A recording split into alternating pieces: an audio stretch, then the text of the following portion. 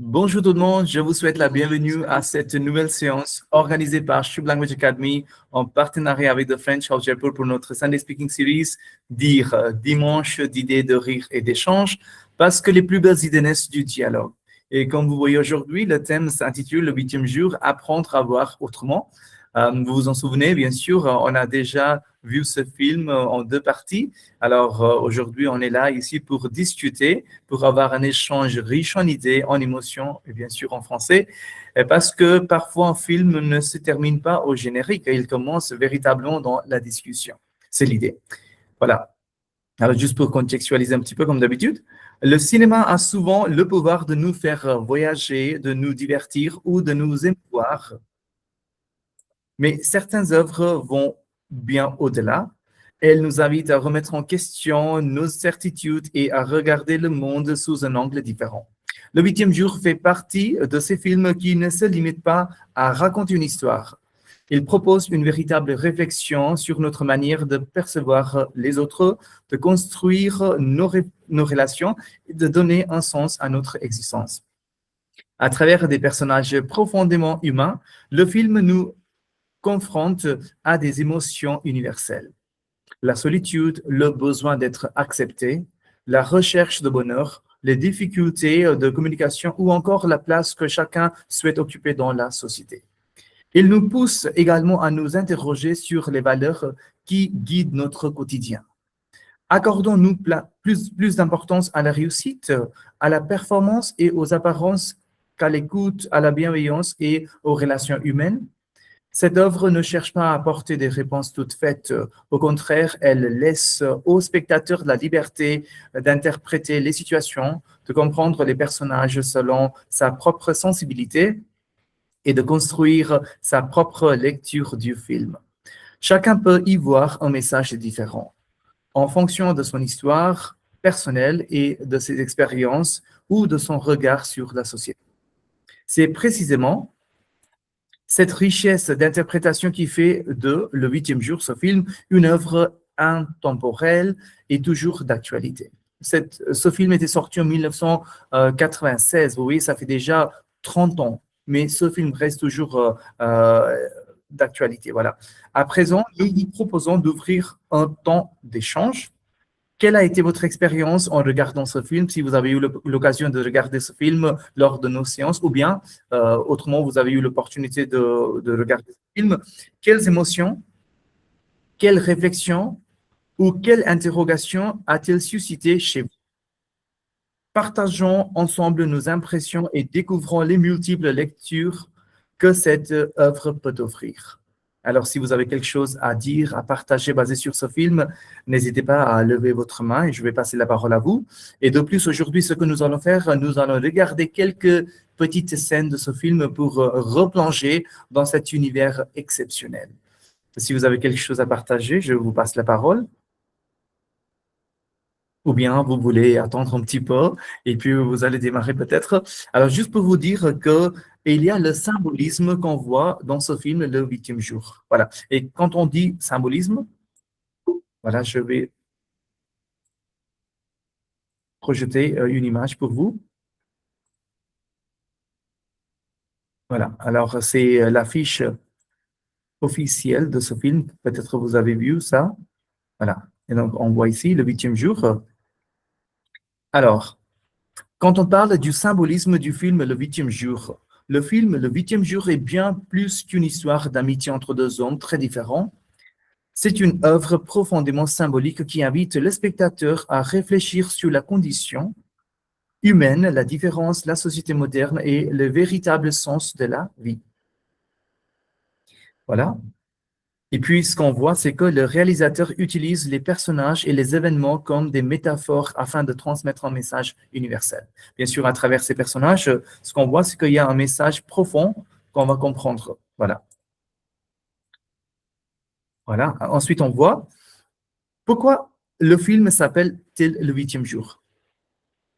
Voilà. Quelle est la raison? Alors, quand on comprend ça, le titre est sans doute le symbole le plus important du film. Pourquoi on l'appelle? Pourquoi ça s'appelle le 8e jour? Selon le récit biblique de la Genèse, Dieu a créé le monde on voit bien, le Dieu a créé le monde en 7 jours. Au septième jour, si vous avez vu dans ce film, au septième jour, il s'est reposé. Le monde était alors considéré achevé. C'est-à-dire, le monde était en son existence complète. Voilà. Le huitième jour n'existe pas dans le récit de la création. Il représente donc un nouveau commencement, une renaissance, une possibilité d'aller au-delà de ce qui est déjà établi. Et on parle de quoi alors? Dans le film, ce huitième jour symbolise la création d'une société plus humaine, où les différences ne sont plus perçues comme des faiblesses, mais comme des richesses. Il invite également chacun à recréer sa propre manière de vivre en redonnant une place aux émotions, à la simplicité et aux relations humaines. Le huitième jour représente ainsi un monde où l'on cesse de mesurer la valeur d'une personne à sa réussite professionnelle. Vous voyez, la réussite professionnelle n'existe plus dans ce monde où on parle du huitième jour. Voilà. À son intelligence ou à sa productivité. Ça n'existe plus pour nous, pour comparer, pour comprendre une personne. Mais où l'on reconnaît la valeur intrinsèque de chaque être humain. On peut également interpréter ce titre comme une invitation à dépasser les limites imposées par la société. Après la création du monde matériel viendrait la création d'un monde plus juste, plus bienveillant et plus inclusif. Voilà. Ça va? Si vous voulez dire quelque chose, si vous avez des idées à partager peut-être. Voilà, on va continuer parce qu'il y a aussi des personnages que vous avez sûrement rencontrés dans ce film. Et pour ça, j'aimerais bien vous montrer le personnage principal que vous connaissez déjà très bien. Alors, c'est Georges. Voilà, ici, j'aimerais bien vous montrer son image, sa photo. Voilà, Georges. Que représente Georges? Bien sûr, son arrivée dans ce film. Et lui, peut-être, on peut considérer que c'était le personnage principal avec Harry. Il y avait aussi un autre personnage principal dans ce film, Harry. Et donc, on voit les relations entre ces deux hommes, leur amitié. Et donc, un message profond qui était partagé par Georges, non seulement pour Harry, mais aussi pour tout le monde, toutes les personnes qu'il a touchées. Et peut-être les a laissés indifférents. Pourquoi? Parce qu'il y avait un message qu'il avait partagé avec eux en traversant leur vie, en marquant leur vie, en jalonnant leur vie. Voilà. Et c'était quoi la représentation faite par Georges? Alors, si on parle de ça, on voit bien que, voilà, hop. Alors, on voit bien que Georges est bien davantage qu'un homme atteint de trisomie. On comprend très bien ça, ce phénomène médical chez certaines personnes, voilà. Et ça peut arriver à tout le monde parce que c'est pas, on n'a pas encore trouvé, comment dire, comment éviter cette maladie ou ce phénomène, mais ça reste toujours là dans la société. Il devient une véritable figure symbolique, Georges. Il représente tout d'abord l'innocence. Vous avez vu son sourire? Quelle innocence qu'il partage avec tout le monde quand il parle aux autres. Contrairement à beaucoup de personnes qui vivent dans une société compétitive. Georges ne cherche ni le pouvoir, ni l'argent, ni la réussite sociale. Ses besoins sont simples, être aimé, être accepté, rire, danser, écouter de la musique et partager des moments avec les autres. Il symbolise également l'authenticité. Georges exprime spontanément ses émotions. Lorsqu'il est heureux, il rit. Lorsqu'il est triste, il pleure. Il ne porte aucun masque social et ne cherche jamais à cacher ce qu'il ressent. À travers lui, le film critique une société où beaucoup de personnes dissimulent leurs émotions pour répondre aux attentes sociales. Et donc, on voit quelle authenticité chez lui. Georges représente aussi la liberté intérieure. Bien qu'il soit considéré comme fragile par la société, bien sûr, il semble souvent plus libre que les autres personnages. On voit à travers les autres personnages, par exemple Harry, ou bien aussi il y avait d'autres personnages dans ce film, peut-être le vendeur ou la vendeuse. Il y avait aussi d'autres personnes que vous avez sûrement rencontrées dans ce film qui étaient vraiment, qui ne trouvaient pas la liberté pour s'exprimer, mais par contre, on voit chez lui, chez Georges, une grande liberté pour s'exprimer. Il ne vit pas dans l'obsession du temps, de la carrière ou de la réussite économique. Il profite pleinement de chaque instant. Et donc, chaque instant était important pour lui et qu'il était présent dans ce moment-là, mais par contre, on voit que dans le monde, bien sûr, comment on va dire, eh bien, piégé dans le cercle vicieux de métro boulot dodo, on a ce rythme effréné qu'on se trouve vraiment là-dedans et qu'on ne peut pas s'en sortir. C'est compliqué pour nous. Par contre, on a vu que chez Georges, il avait cette liberté. Enfin, Georges devient le symbole de toutes les personnes marginalisées. Il rappelle que la différence ne diminue en rien la dignité humaine et que chacun mérite le respect, l'amour et une véritable place dans la société. Voilà, c'était son personnage. Si vous avez des choses à ajouter, vous pouvez lever la main. Après, on aimerait bien regarder un autre personnage aussi important dans ce film. C'était, vous le connaissez sûrement, c'est Harry. Voilà. Et donc, j'espère que son attitude, son comportement, on va bien sûr banaliser son comportement, pardon. Pourquoi? Parce que on comprend très bien ce qu'il faisait et que même nous tous, on est tous enfermés dans ce cercle vicieux de notre vie professionnelle et personnelle des fois, bien tiraillés entre les deux. Alors, Harry, au contraire, le reflet de la société contemporaine. Ça fait déjà 30 ans, vous voyez, ce film était sorti en 1996, je vous le dis. Pourquoi? Parce que ça fait 30 ans, mais quand même, ce film, comme c'était hier, c'est un homme qui possède une bonne situation professionnelle, une maison, une voiture et un statut social respectable. Pourtant, malgré cette réussite apparente, il est profondément malheureux. Vous voyez, il était malheureux. Et vous comprenez très bien parce que sa vie personnelle n'allait pas très bien. Et donc, il y avait des problèmes avec sa femme et qu'avec ses filles, les filles n'étaient pas avec lui, sa femme n'habitait pas avec lui non plus. Voilà. Et donc, c'était pas très bien équilibré en ce qui concerne sa vie personnelle. Son mariage est en crise. Il entretient des relations superficielles avec ses collègues, bien sûr. Ce n'était pas quelque chose de réel ce qu'il entretenait avec ses collègues-là, et semble prisonnier de son travail. Harry symbolise ainsi l'individu moderne qui a sacrifié son équilibre personnel au profit de la performance et de la réussite professionnelle. Au début du film, il est constamment préoccupé par le temps, les objectifs, les contrats et les apparences. Il vit dans un univers où tout doit être organisé, contrôlé et rentable. La rencontre avec George bouleverse progressivement cette vision du monde. Grâce à George, Harry redécouvre des valeurs qu'il avait oubliées, l'amitié, la spontanéité, la tendresse, la joie simple et la capacité d'aimer sans condition. Le véritable voyage du film n'est donc pas celui de George, mais celui de Harry. George ne devient pas normal. C'est Harry qui apprend à devenir plus humain. Harry représente ainsi chacun d'entre nous, comme je vous ai dit, parce qu'on est tous quelque part une petite, comment dire, on vit la même vie presque à peu près celle de Harry. Et lorsqu'on se laisse absorber par le travail, les responsabilités et les exigences sociales au point d'oublier l'essentiel. Voilà. Encore la même question, si vous avez des choses à partager, levez la main. Si vous croyez que vous comprenez bien d'autres aspects ou bien dans votre vie, peut-être vous voyez qu'il y a Harry qui existe chez vous ou bien Georges que vous avez vu quelque part, n'hésitez pas à parler de ça, s'il vous plaît. Voilà. Et pourquoi la fin est-elle si émouvante de ce film? Alors, pour ça, j'aimerais bien vous montrer une image. Voilà. Regardez bien cette partie-là ici, vous voyez cette image-là. Voilà. Et je pense que vous avez déjà vu cette image dans ce film. Alors, c'est une image, voilà. Bien sûr, on va parler de la fin aussi, mais la fin du film touche profondément le spectateur parce qu'elle dépasse la simple disparition physique de Georges. On a vu à la fin qu'il était parti, il nous a quittés, et que tout au long du récit, Georges apporte de la lumière dans la vie de Harry. Il lui apprend à voir le monde autrement, à ralentir, à ressentir et à renouer avec son humanité.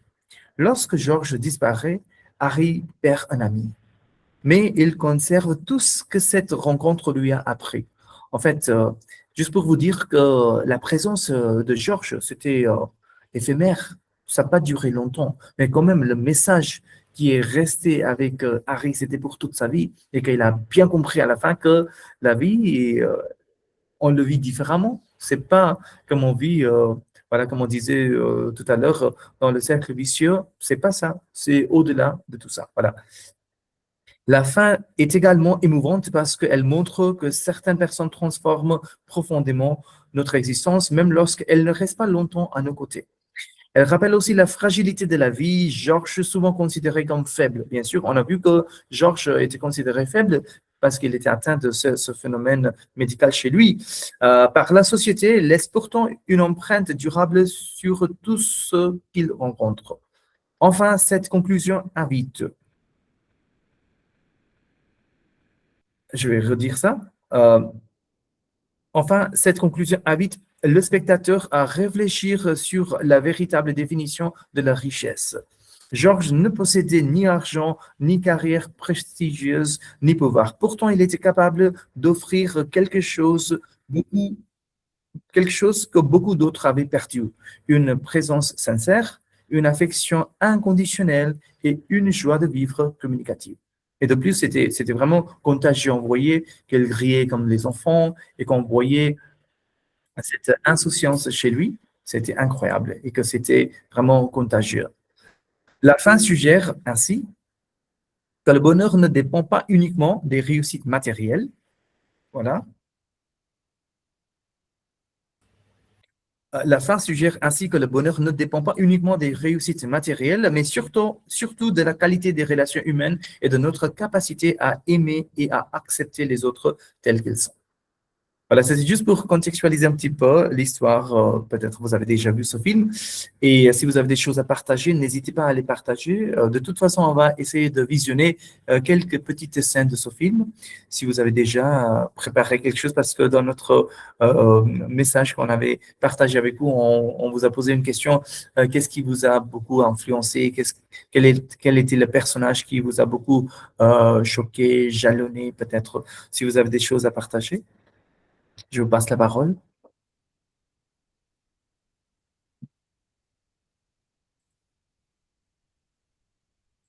Sinon, on peut continuer. Comme je vous ai dit, je vais vous montrer, voilà, quelques scènes de ce film. Alors, je partage mon écran. Vous allez juste me vérifier, est-ce que vous m'entendez bien? Oui, oui. Oui, c'est bon. D'accord, très bien. Oui, Parfait. oui, monsieur. Parfait, merci. Voilà. Alors, je vais partager mon écran et puis j'aimerais bien vous montrer cette partie-là. Alors,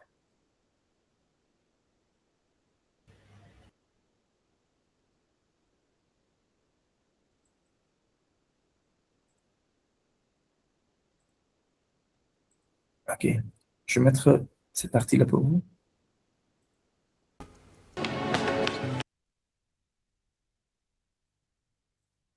Voilà. J'espère que vous avez bien compris cette scène. Alors, qu'est-ce qui se passe?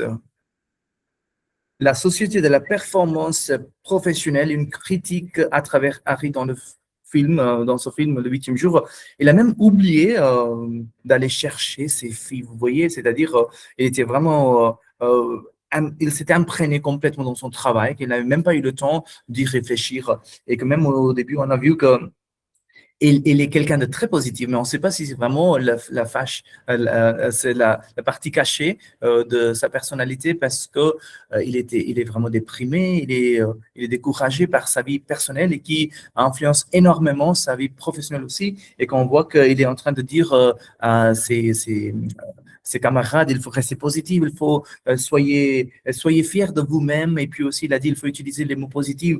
Et il est attrapé dans ce cercle vicieux, ce dont on a parlé. Chaque matin, il se réveille, il va au travail, il a le même rythme, rien ne change pour lui. Et que vous avez vu quand il était en voiture et il a reçu un appel de sa secrétaire peut-être qui était en train de l'aider à vraiment planifier sa journée et qu'il lui avait demandé de convaincre sa femme pour dire qu'il serait là à telle ou telle heure pour aller chercher sa fille. Mais il avait complètement oublié. Et donc, on voit bien à quel point est-ce que sa vie professionnelle avait complètement pris toute la place et qu'il n'avait même pas eu le temps de s'en souvenir, surtout pour aller chercher sa fille. Voilà. Au début du film, Harry apparaît comme l'incarnation de l'homme moderne, entièrement absorbé par les exigences de sa vie professionnelle. Dès le réveil, son quotidien est rythmé par une succession de gestes mécaniques. Il se prépare rapidement, s'habille avec soin, organise son emploi du temps et se rend à son travail où il doit convaincre, vendre et atteindre des objectifs. En tant que cadre commercial, son image, son efficacité et ses performances occupent une place centrale dans sa vie. Cette quête permanente de réussite professionnelle l'éloigne progressivement de l'essentiel. Cette scène particulièrement marquante illustre cette réalité. Harry oublie de venir chercher ses propres filles à la gare.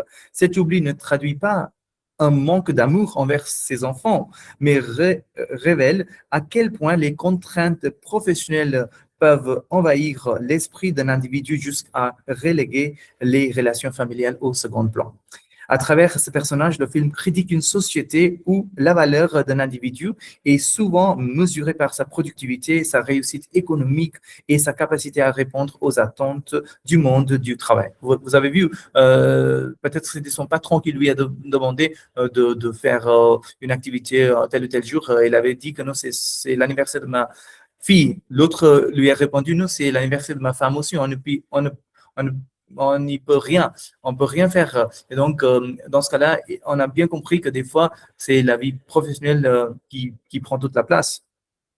Et puis, on voit, cette scène invite ainsi les spectateurs à s'interroger sur les conséquences d'un mode de vie dominé par le travail.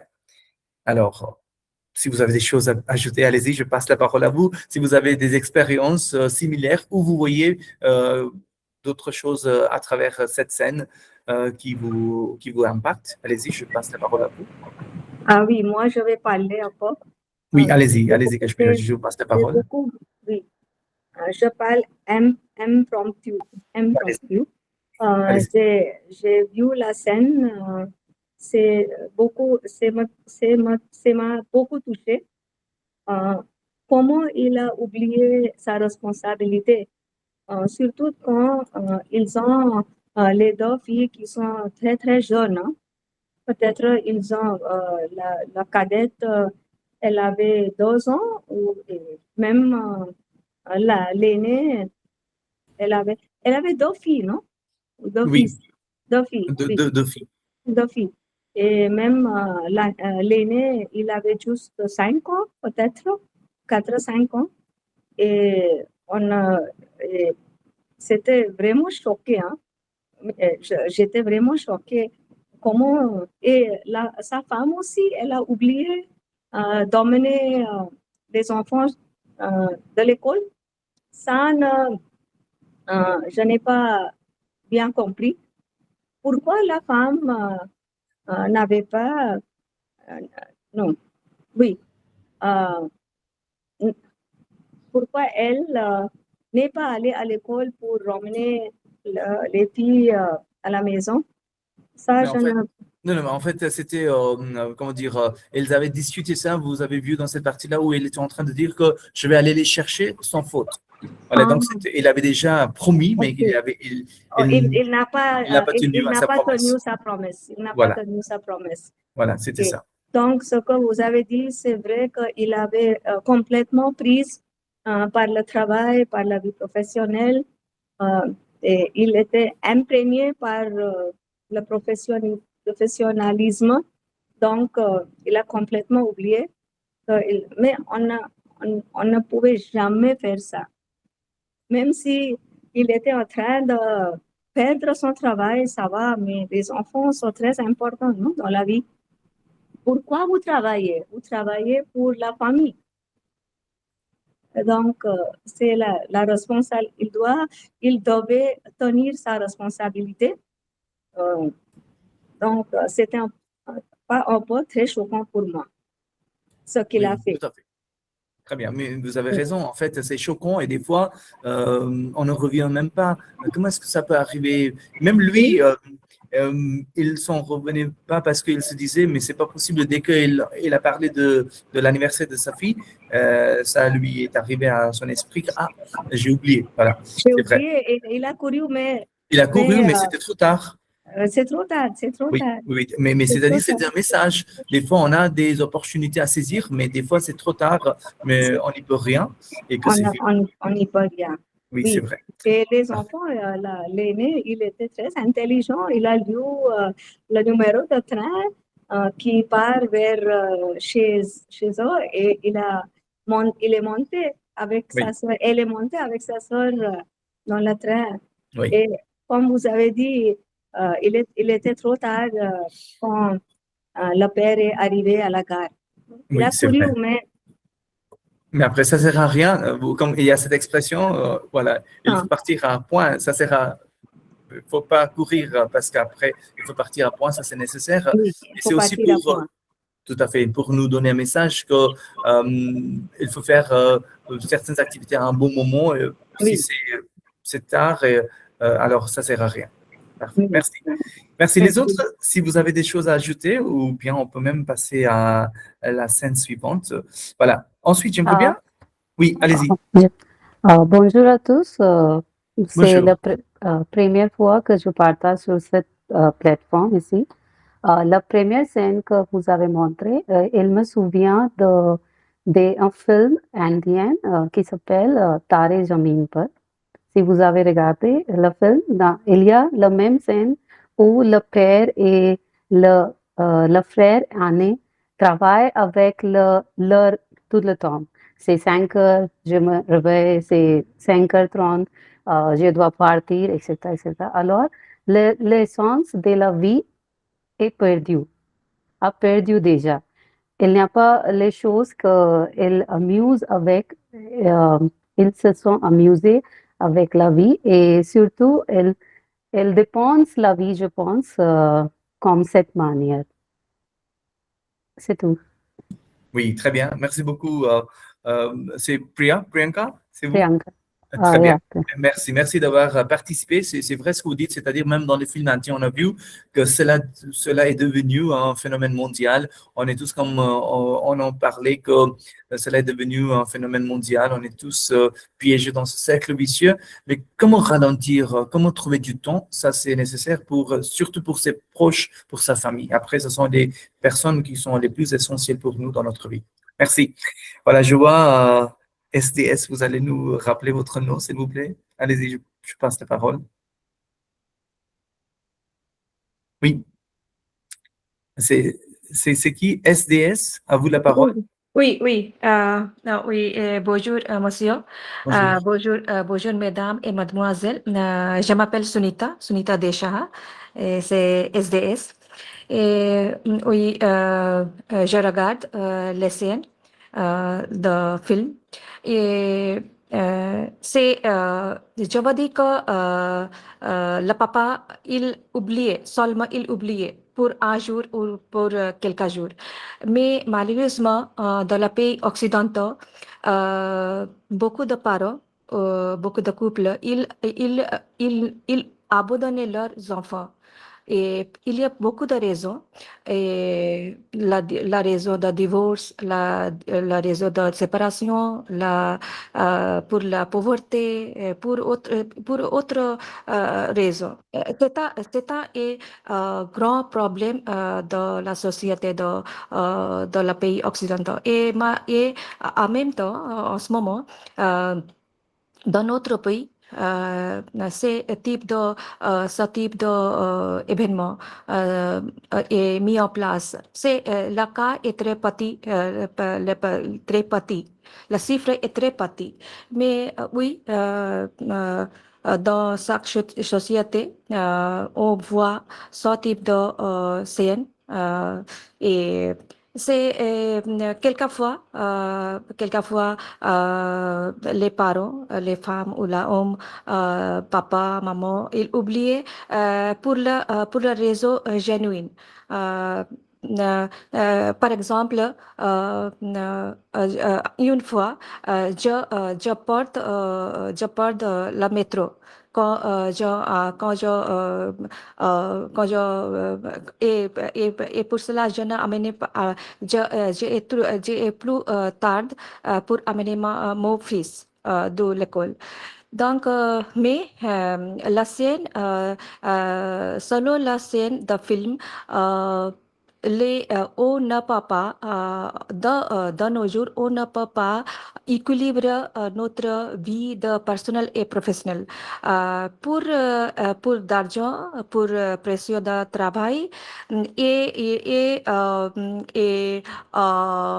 et oui, donc, quelquefois oublié, mais ce n'est pas bon, ce n'est pas bon oublier amener les enfants de l'école mais oui, c'est vrai, de fait, notre société, ce type d'événement mis en place. Malheureusement, oui, non, c'est tout.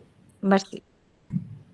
Merci beaucoup, Sunita. Oui, vous avez raison. C'est-à-dire, comme on a cette pression, ce charge mentale de tout le temps, on est sous cette pression de travail et que la vie est vraiment bouleversée. Et vous dites que, bien sûr, après, on peut vraiment oublier certaines choses importantes, certaines tâches importantes, mais oublier ses enfants, ça, c'est quelque chose de catastrophique et il faut pas le faire. Voilà. Et donc, comme il était en train de planifier sa journée, il aurait pu demander à quelqu'un de le rappeler, mais il n'a pas fait ça. Mais après, c'est grave. Voilà. Merci beaucoup. Je ne sais pas si Berkra, vous voulez dire quelque chose? Si oui, je peux vous passer la parole. Oui, à vous la parole, Berkra. Oui, oui, monsieur. Bonjour à tous. Oui, la sienne ou Harry oublie Safi m'a beaucoup touché. Elle montre qu'il est très occupé et stressé. Sa fille est triste et déçue. Je compris que la famille est plus importante que le travail. Cette scène m'a fait réfléchir à ma propre vie et elle nous apprend à passer plus de temps avec nos proches. Oui, monsieur, c'est tout. Très bien, merci beaucoup, Berkra. C'est vrai ce que vous dites. Alors, quand les films nous touchent, c'est-à-dire il y a quelque chose, il y a Oui, une partie chez nous qui s'identifie facilement avec ces parties-là, ces films-là, ces scènes-là, ces messages-là, ces personnages-là. Voilà, et donc c'est vraiment ce changement, cette ouverture, cet épanouissement qu'on va trouver chez soi aussi. Merci, Berkra. Parfait. Voilà. Il y a un autre aspect, l'amour maternel. Je suis sûr que vous avez vu la mère de Georges, la mère qui existait dans ce film, mais elle n'était pas là non plus parce que elle était au paradis. Mais on la voyait de temps en temps. J'aimerais bien vous deux petites scènes de ce film pour vous montrer à quel point sa maman, elle était là euh, que pour lui, pour l'encourager. Voilà, c'était cette partie-là et j'aimerais bien vous montrer une autre scène. Voilà, on va avancer un petit peu, on va aller vers...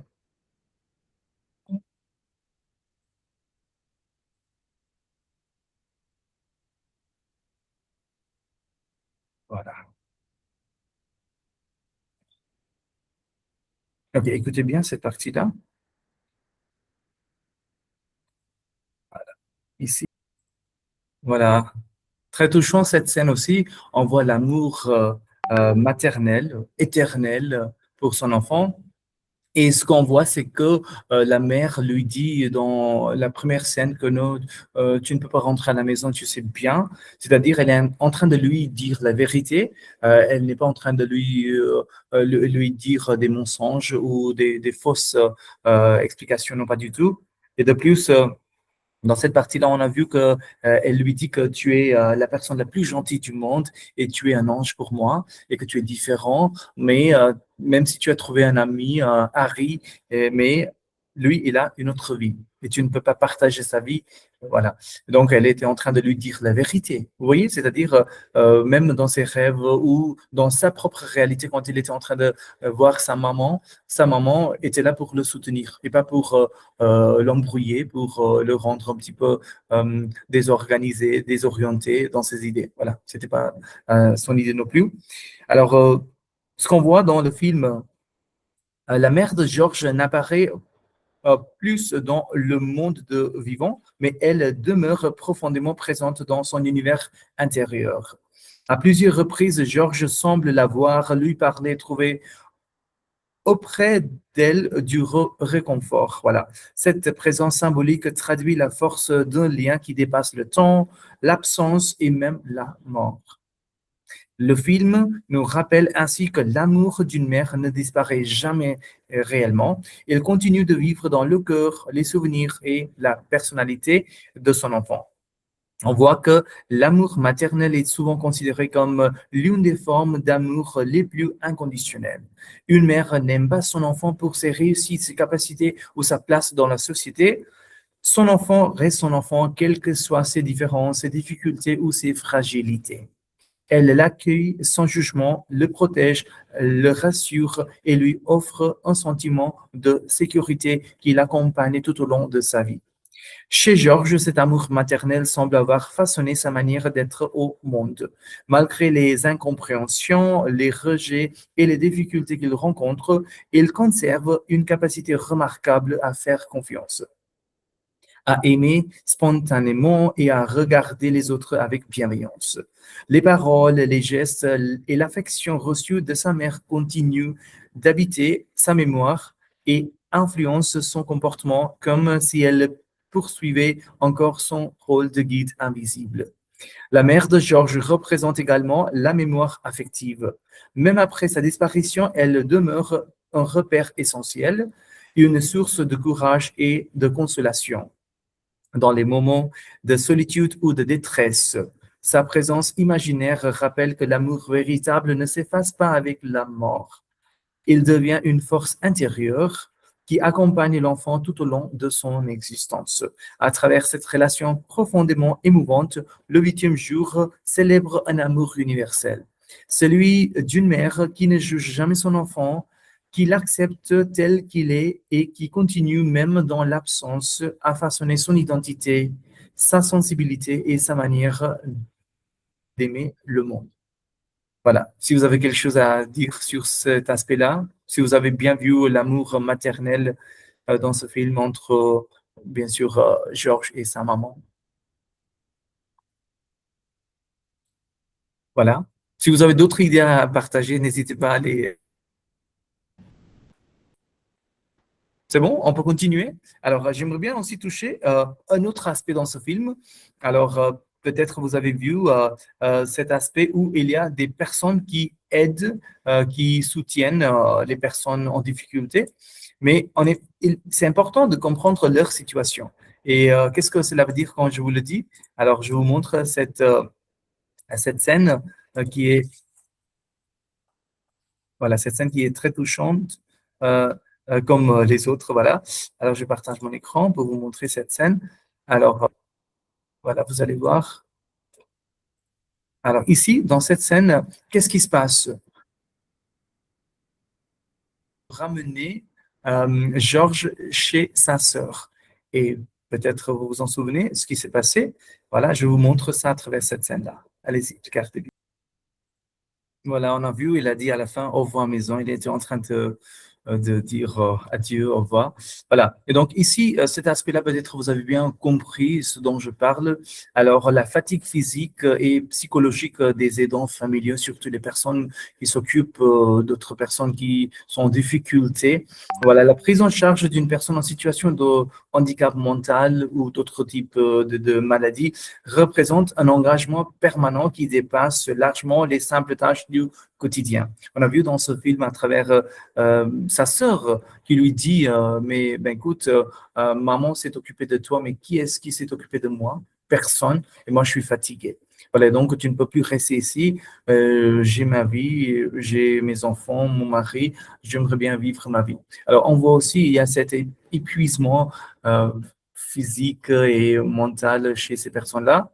Et on voit dans ce film la sœur de Georges exprime cette fatigue accumulée depuis des années. Son refus de continuer à s'occuper de son frère ne traduit pas un manque d'amour, c'était pas du tout ça, mais plutôt l'aboutissement d'un épuisement profond. Voilà, elle était hyper fatiguée. Voilà, elle est désormais épouse et mère de famille. Elle doit élever ses propres enfants, gérer son foyer et répondre aux nombreuses exigences de sa vie quotidienne. Continuer à porter seule la responsabilité de son frère devient alors une charge émotionnelle et physique qu'elle ne parvient plus à assumer. Son désir de ne plus être l'unique personne responsable reflète une situation très fréquente chez les aidants familiaux qui finissent par atteindre leurs limites. Voilà, c'est bon? Si vous avez des choses à ajouter, peut-être vous avez vu ça ou vous dites que oui, c'est vrai, parce que des fois on peut dire, ah, c'est pas gentil, parce que même lui, Georges, il disait, maman a dit, il faut être gentil avec Georges. On voyait qu'il était en train de dire à sa sœur, parce que quand elle lui a dit que non, tu ne peux plus rester ici et que voilà, tu dois rentrer. Mais il a dit non, il faut être gentil avec moi parce que c'est maman qui a dit, qui me l'a dit. Voilà. Voilà. Si vous avez des choses et j'aimerais bien vous montrer une autre scène pour terminer la séance d'aujourd'hui. Oui, voilà, je vois Vassou. Allez-y, Vassou, on vous écoute et puis je vais passer la parole à vous, Barka. Allez-y, Vassou, à vous la parole. Bonjour, dans cette scène, Harry accompagne Georges chez sa sœur. Georges voulait revoir. Pardon, Vassou, on ne vous entend pas très bien. Vous allez vous approcher du micro, s'il vous plaît. Cette scène nous apprend que la famille est importante, mais que la vie est parfois compliquée.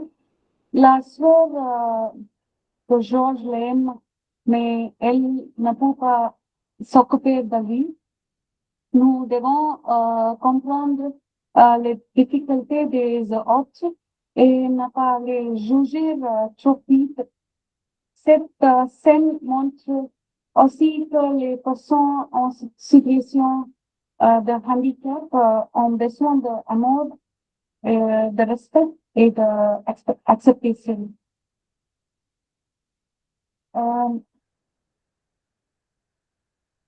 La famille est importante, mais elle peut aussi rencontrer des difficultés. Merci.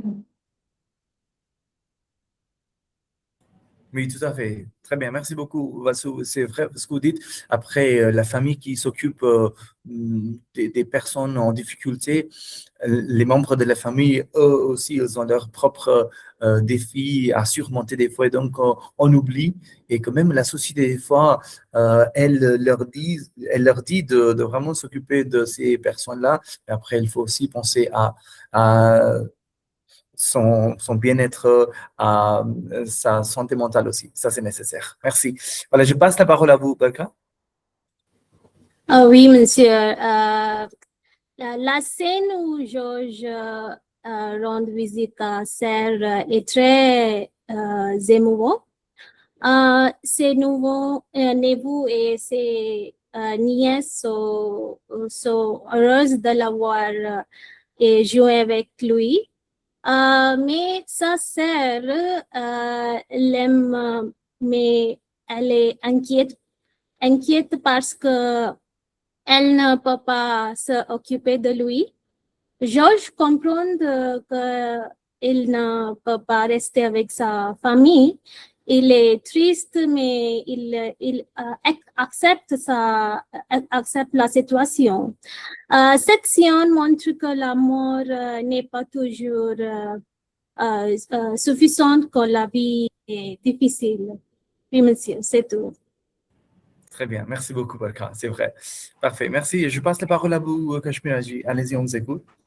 Oui, déjà dit, c'est très difficile de s'occuper de ce type de personnes Oui.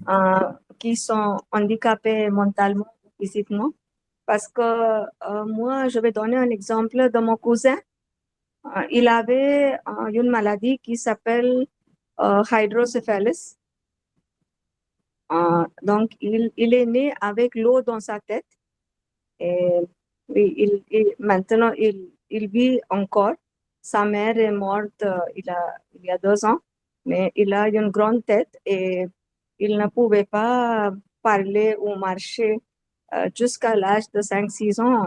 Mais la mère, elle a tout fait pour occuper de lui et son père aussi. Et moi aussi, j'ai fait mon mieux de rendre sa vie un peu heureuse. Son frère, il a un frère aîné. Mais quand il est allé aux États-Unis et il s'est marié, c'était très difficile pour lui parce qu'il avait sa famille aussi. Mais il a emmené sa mère et son frère aux États-Unis. Mais il y avait toujours une occasion où il y avait des bagarres et il ne pouvait pas s'occuper de son frère. Et quelquefois, euh, et, et, le pauvre, il ne pouvait rien faire parce qu'il était handicapé mais mentalement. Mais sa femme aussi, elle en était marre de lui. Mais sa mère, elle se tenait très forte et jusqu'à la fin de sa vie, elle s'occupait de lui.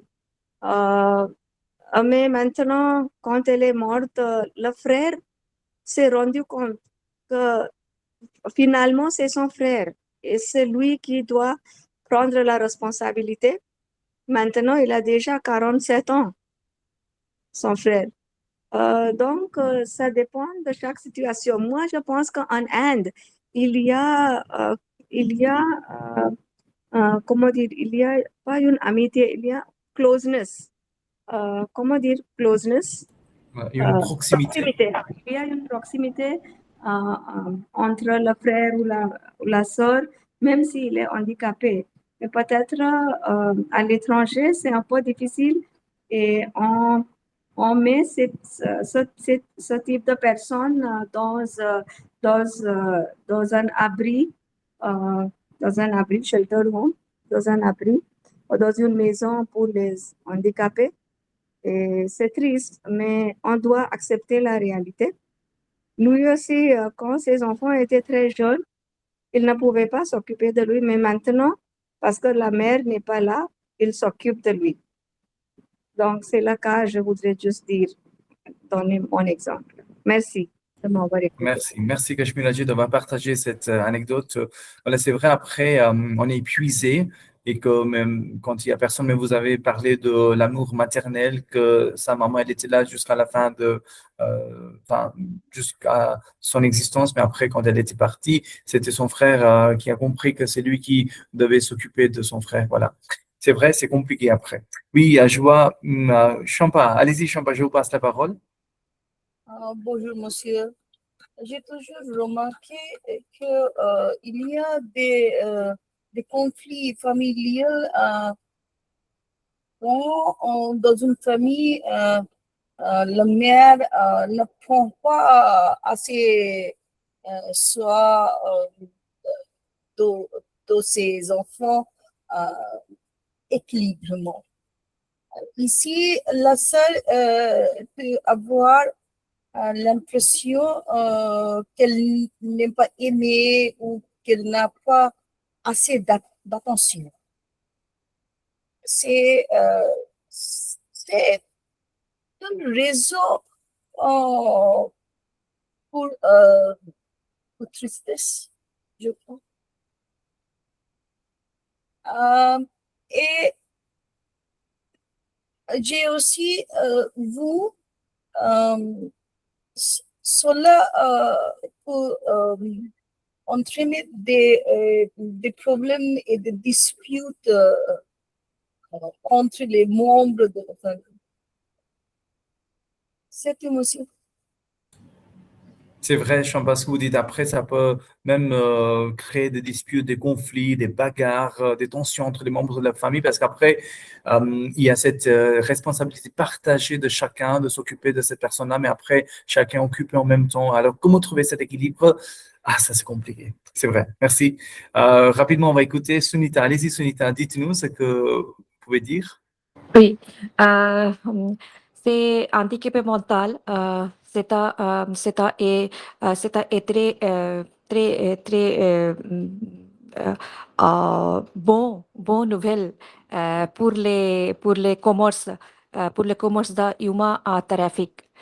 Et selon le sociologue, rechercheur, et j'ai lu dans le journal comme il y a des personnes des personnes qui maladie de mentale ou handicap de mental, les membres de famille beaucoup de temps, au petit à petit, ils ne visitent des patients. OK. Et après ça, il arrête visite ou arrête voir la patiente et les human traffic, il amène les mentales personnes et il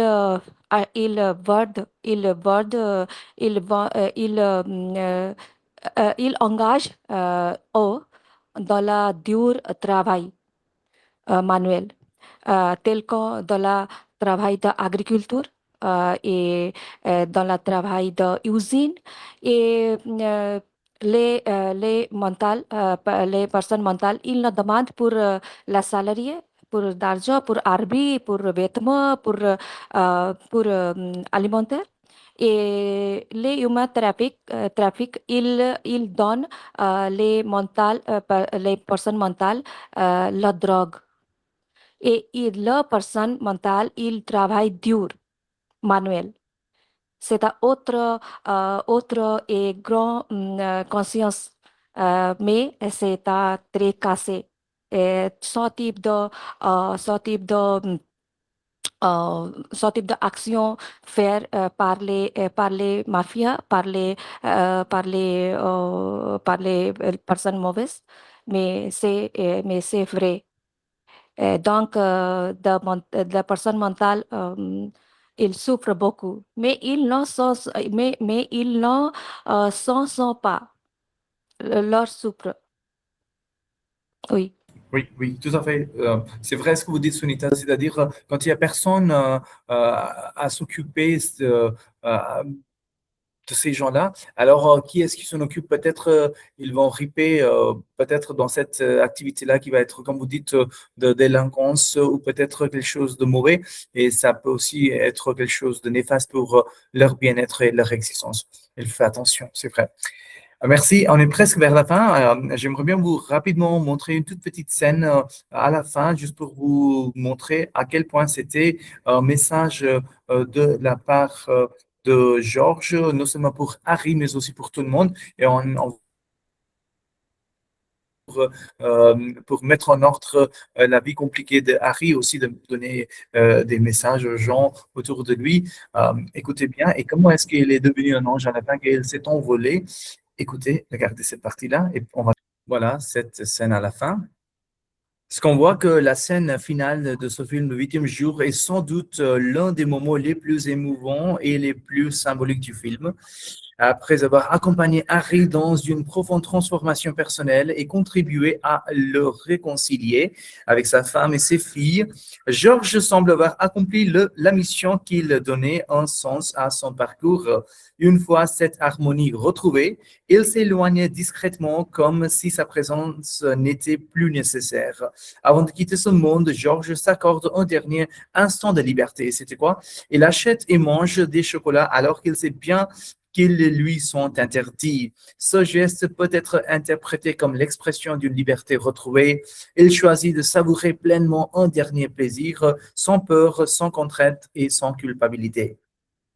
Fidèle à sa personnalité, il reste un homme guidé par la spontanéité, la simplicité et la joie des petits instants.